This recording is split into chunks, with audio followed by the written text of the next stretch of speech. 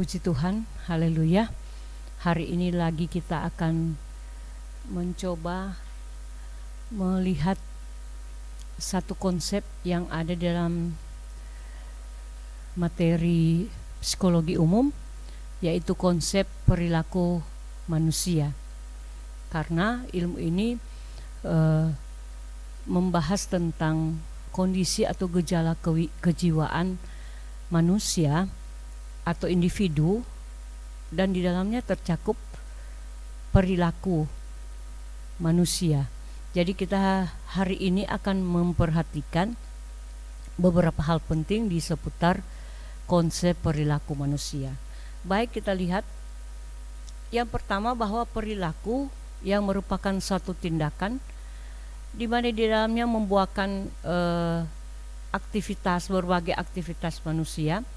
Nah, cakupannya sangat luas, di mana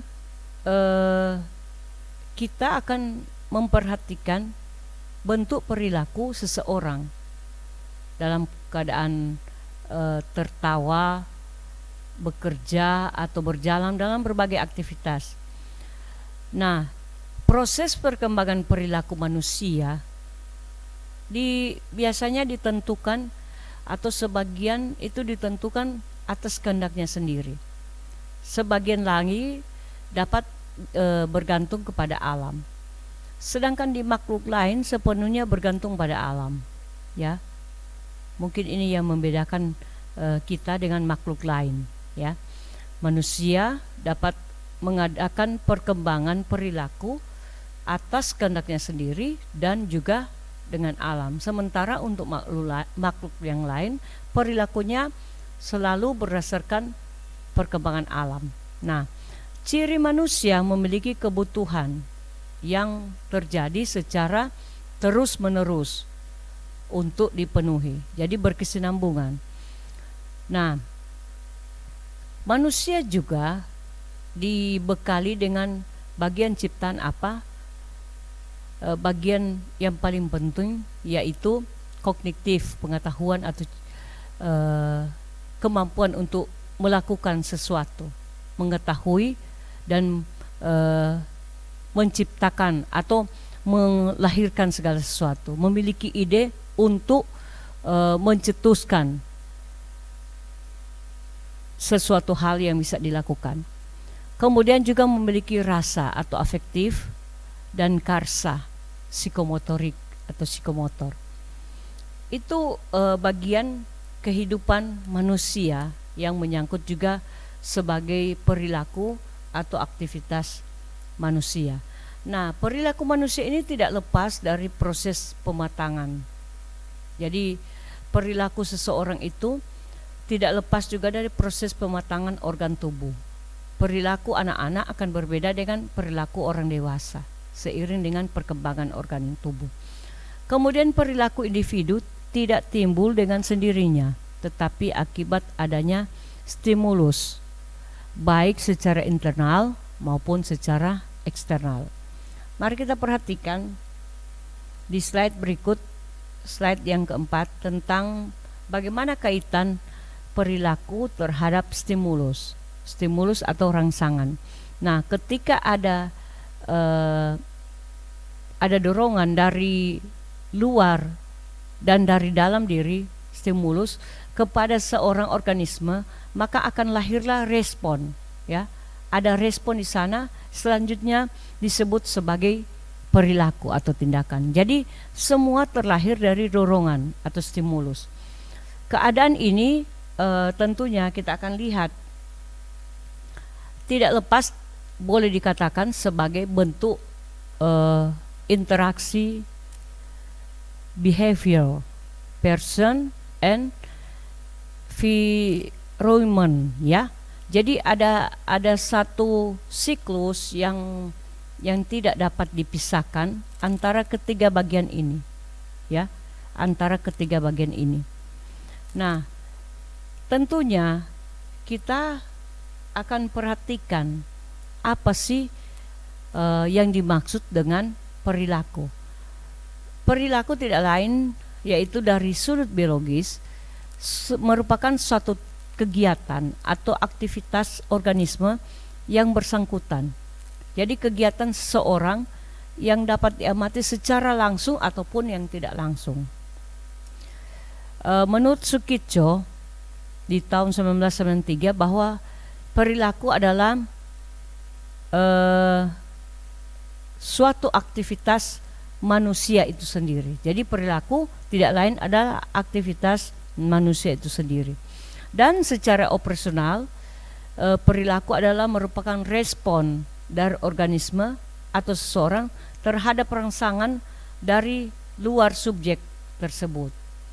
Selanjutnya, menurut Ensiklopedia Amerika bahwa pengertian perilaku tidak lain adalah suatu aksi yang berlanjut kepada reaksi organisme terhadap lingkungannya. Nah, perilaku baru yang terjadi apabila ada sesuatu yang diperlukan untuk menimbulkan reaksi, yakni yang disebut dengan rangsangan. Robert Quinn di tahun 1974 memberi pengertian bahwa tindakan atau perilaku suatu organisme yang dapat diamati bahkan dapat dipelajari. Jadi perilaku adalah merupakan satu tindakan dan kegiatan dari seseorang atau dari suatu organisme yang dapat diamati atau bahkan dapat dipelajari. Sedangkan seorang yang bernama Sri Kusmiyati dan Desminiarti di tahun 1990 memberi batasan bahwa perilaku adalah proses interaksi individu dengan lingkungannya sebagai manifestasi hayati bahwa dia adalah makhluk hidup. Jadi ketika kita mengetahui bahwa suatu makhluk hidup dalam kehidupannya, maka dia akan melakukan satu proses yang namanya proses interaksi, ya. Proses interaksi baik antara individu itu tersendiri dengan lingkungannya. Itu merupakan bagian atau manifestasi hayati, ya. Bagian manifestasi hayati yang boleh kita perhatikan. Maka dia disebut sebagai makhluk hidup. Karena kalau makhluk mati berarti otomatis dia tidak dapat melakukan aktivitas, ya. Aktivitas. Nah, Sunario di tahun 2004 dia menuliskan bahwa perilaku adalah aktivitas yang timbul karena adanya stimulus atau respons serta dapat diamati secara langsung maupun tidak langsung.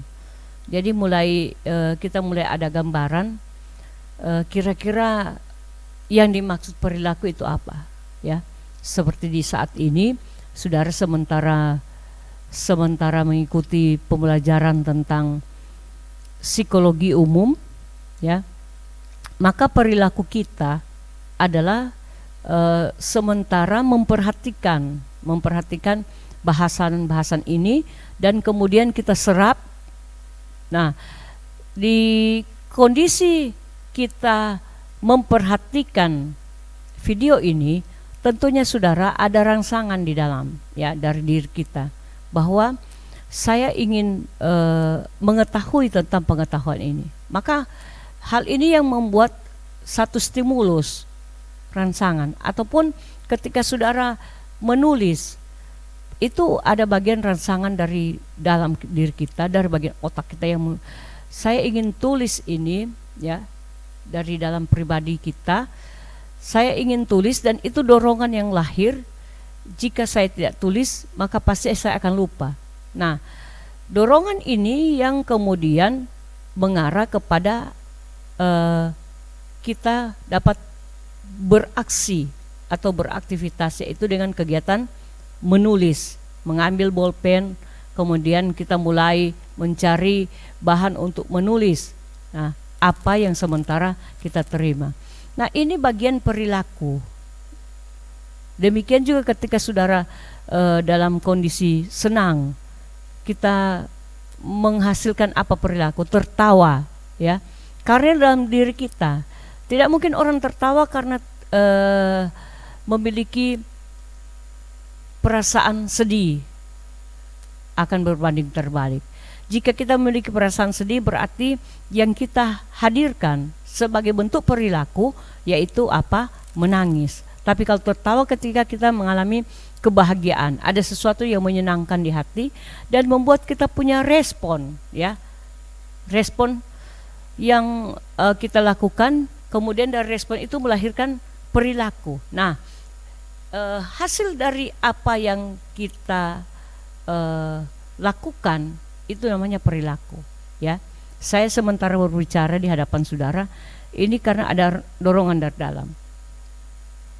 Ada bagian pengetahuan yang harus saya sampaikan di hadapan saudara. Nah, bagian dorongan ini kemudian ada respon saya, cara untuk menyampaikan yaitu mengeluarkan kata-kata. Nah, ketika saya mengeluarkan kata-kata dan berbicara di hadapan saudara, itu berarti saya sedang melakukan satu perilaku. Apa perilakunya? Saya sedang berbicara. Nah, dalam kondisi demikian kita akan memperhatikan bahwa seorang manusia, seorang individu, dia dapat melakukan sesuatu atas rangsangan yang ada dia miliki.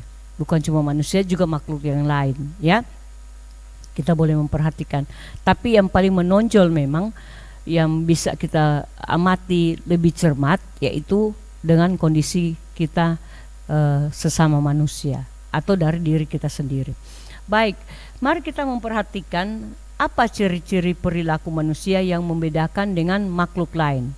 Saya katakan kita boleh melihat bentuk-bentuk perilaku yang ada di seputar makhluk-makhluk yang ada di dunia ini. Tentunya makhluk hidup. Kalau makhluk mati kan tidak bisa orang melihat dia melakukan perilaku. Nah, ada ciri-ciri tertentu yang bisa membedakan manusia dengan makhluk lain. Menurut Sarlito Wirawan di tahun 83, dia menuliskan bahwa ciri-ciri perilaku manusia yang membedakan dengan makhluk lain yaitu kepekaan sosial. Saya pastikan saudara dapat paham untuk hal ini, ya. Kenapa manusia memiliki kepekaan sosial? Karena dari diri manusia tidak bisa hidup dengan tanpa kehadiran orang lain atau tanpa kehadiran seputar lingkungan. Maka dia harus memiliki kepekaan sosial, ya, kepekaan sosial. Nah, berbeda dengan makhluk lain, katakanlah hewan, ya, katakanlah hewan. Hewan ada hewan-hewan yang tertentu kalau ketemu pasti berkelahi, ya, karena memang tidak memiliki tingkat kepekaan seperti yang dimiliki oleh manusia. Sementara kalau manusia sabang ketemu tidak ada ujung pangkal langsung kelahi, aneh itu DP nama. Nah, jadi manusia dalam hal ini kita bersyukur kita memiliki yang namanya kepekaan sosial. Kemudian apa? Kelangsungan perilaku. Nah, dalam melakukan berperilaku sesuatu kegiatan, kita dapat melakukan kegiatan yang berkesinambungan, yang berkesinambungan. Dari ketika saya berbicara saat ini, saya juga dapat melakukan hal yang selanjutnya, ya. Selanjutnya dalam konteks membagi pengetahuan, ya. Saya bisa melakukan. Sementara untuk makhluk yang lain, kadangkala dia cuma mentok di satu bentuk perilaku. Seperti kita perhatikan saja, misalnya seekor hewan, katakanlah anjing peliharaan di rumah. Saudara mungkin sebegitu dekat dia dengan kita, ya, dia ada karena menjadi piaraan di rumah. Tapi saudara perhatikan, dalam dia berperilaku cuma dalam batas-batas tertentu. Sementara kalau kita manusia, kita akan dilahirkan dorongan yang dari dalam untuk melakukan, bahkan tanpa dalam satu bentuk perintah kita bisa melakukan sesuatu perilaku, ya. Misalnya kebersihan, tanpa orang orang lain menyuruh, tanpa ada perintah dari lain orang. Ketika kita melihat satu ruangan yang kotor, maka kita punya kesadaran, saya harus menyapu, membersihkan ruangan ini supaya ruangan ini menjadi bersih. Tapi kalau untuk makhluk yang lain, katakanlah anjing piaraan kita, walaupun dia ada bersama kita siang malam, saudara, pasti dia tidak memiliki kesadaran ini. Yang ada mungkin dia kesadaran terbatas. Kalau boleh dia tambah bikin kotor. Nah, itu membedakan saya dan saudara sebagai manusia yang berbeda dengan makhluk lain. Ada kelangsungan perilaku. Kemudian kita pun memiliki orientasi pada tugas. Ya, artinya apa? Di dalam pengerjaan sesuatu, kita berbeda dengan makhluk lain. Kalau kita melakukan satu perilaku, satu tindakan, katakanlah kegiatan atau tugas, ya. Kalau berbicara kepada tugas ada bagian tanggung jawab, maka di situ ada bentuk orientasi atau berfokus kepada satu perintah. Maka saudara, kita memiliki yang namanya orientasi pada tugas. Karena bentuk tanggung jawab ini, ya, didorong dengan bentuk tanggung jawab, maka kita fokus harus selesaikan, namanya tugas harus selesaikan supaya perkembangan kita, ya, perkembangan kehidupan manusia kita sebagai makhluk sosial, sebagai makhluk ciptaan Tuhan, memang terlahir sebagai orang-orang yang memiliki tingkat kedewasaan jiwa kita, kematangan jiwa kita memang cocok, ya. Berbeda sekali kalau kita memiliki kematangan organ fisik kita, ya, sudah palia sebesar DP tubuh, DP umur secukup 20-an, mar DP kelakuan tingkah laku sama dengan anak-anak, maka dia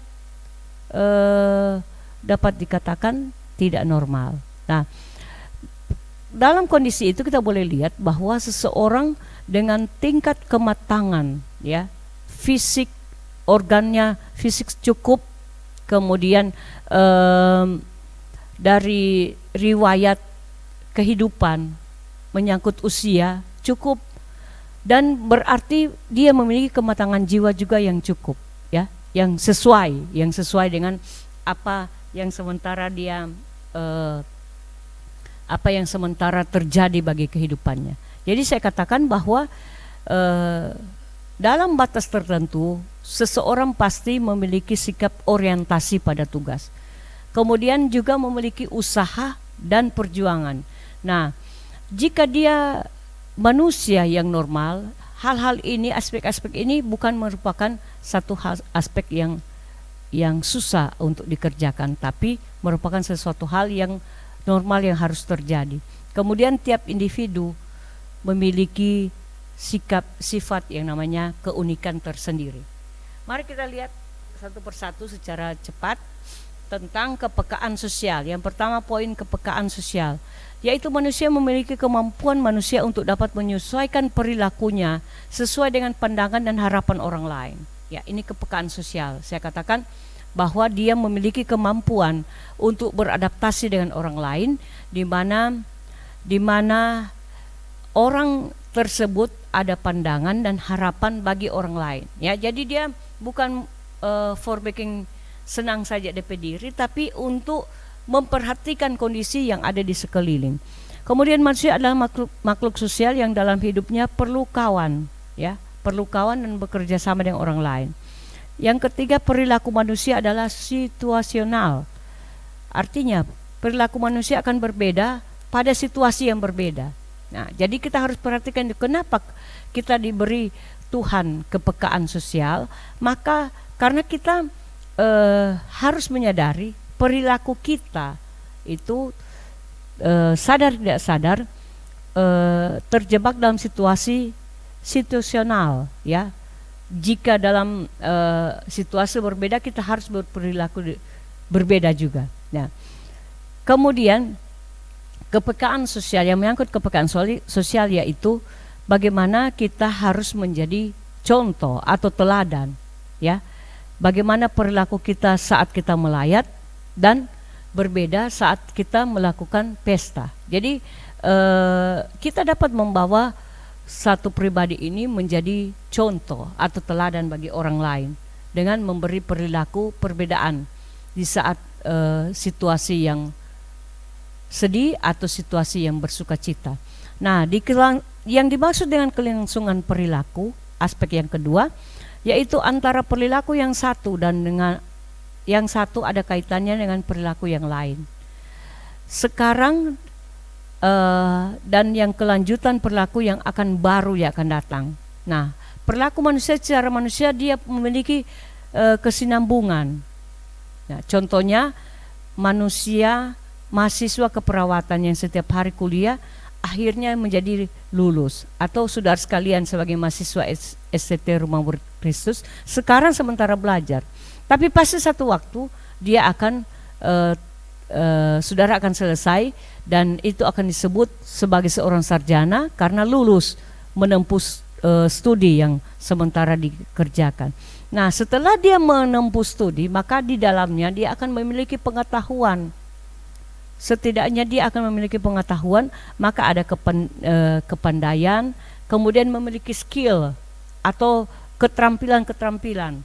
Nah, jadi diharapkan ketika kita menempuh satu pengetahuan studi, kita mulai belajar seperti saudara sementara belajar di STT Rumah Murid Kristus, maka kita akan dipersiapkan untuk memiliki pengetahuan-pengetahuan, kemudian dengan keterampilan-keterampilan yang memadai, supaya selanjutnya dalam kita akan mengadakan perilaku yang lebih lanjut sampai kita tua, kita akan menemui hal-hal yang dapat kita lakukan dengan sebaik mungkin, tidak berbeda juga dengan orang lain, tapi malah kita akan melahirkan berbagai-bagai pengetahuan bagi orang-orang yang mungkin belum pernah menerima bagian perilaku yang mereka lakukan. Nah, kemudian orientasi pada tugas. Setiap perilaku manusia selalu memiliki orientasi pada tugas tertentu. Contohnya seorang mahasiswa yang giat belajar dalam semester, ya, dia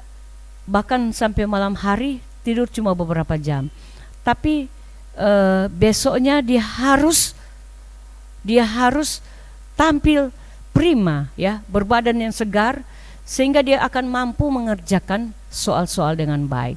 Jadi di situ dia akan belajar dengan sendirinya dari dirinya sendiri untuk dapat menyelesaikan tugas dengan baik. Kemudian aspek yang terakhir, aspek tentang usaha dan perjuangan. Nah, usaha dan perjuangan pada manusia telah dipilih dan ditentukan sendiri. Jadi segala usaha yang kita lakukan itu biasanya lahir dengan sendirinya dari pribadi kita masing-masing, ya, sesuai dengan kemampuan kita. Dan kita memiliki cita-cita, ya, aspirasi yang ingin kita perjuangkan. Sedangkan hewan dia cuma berjuang untuk mendapatkan sesuatu yang tersedia di alam. Tapi kalau kita demi cita-cita, demi apa yang kita harapkan, maka kita akan coba mengembangkan berbagai hal, ya. Jangan cuma berpatokan seperti hewan. Kalau misalnya kera, karena dia cuma suka pisang, maka dia cuma cari pisang, ya, dia mau makan, selesai itu sudah. Tapi namanya kita manusia, maka akan berbagai upaya kita lakukan untuk kita gapai ini cita-cita, ya, belajar dengan keras, kemudian melakukan segala hal supaya kita boleh menjadi atau memiliki pengetahuan yang baik. Kemudian di tiap-tiap manusia ada keunikan tersendiri. Artinya apa? Manusia akan berbeda dengan manusia yang lain. Memang kita harus menyadari hal ini. Saya pasti berbeda dengan saudara, dan saudara pun pasti berbeda dengan saya. Hal ini memang sesuai dengan yang pertama, karena kita ada di dalam lingkup sekolah teologi, maka berpulang kepada pengajaran firman bahwa kita dilahirkan oleh Allah dengan kejadian yang dahsyat, seorang demi seorang. Maka kita pun memiliki sikap, sifat, karakter yang unik, ya, masing-masing kita. Kita akan memiliki sifat, watak, tabiat, dan kepribadian yang tersendiri yang akan membedakan kita dengan orang lain. Sehingga jangan paksa orang lain harus sesuai dengan kita, ya. Tapi kita bersama akan saling menyesuaikan satu dengan yang lain dengan perbedaan ini. Nah, perbedaan pengalaman yang dialami pun pada masa yang silam dan cita-cita kelak di kemudian hari akan menentukan perilaku individu. Jadi pengalaman yang lalu, kemudian apa yang akan kita capai ke depan, itu pun akan memiliki satu bentuk perilaku individu yang berbeda, ya, di masa ini dan masa yang akan datang. Saya kira ini konsep-konsep perilaku manusia yang kita dapat pelajari hari ini, dan selanjutnya saya sampaikan banyak-banyak terima kasih. Tuhan Yesus memberkati, kiranya video ini dapat berguna bagi kita semua. Puji Tuhan.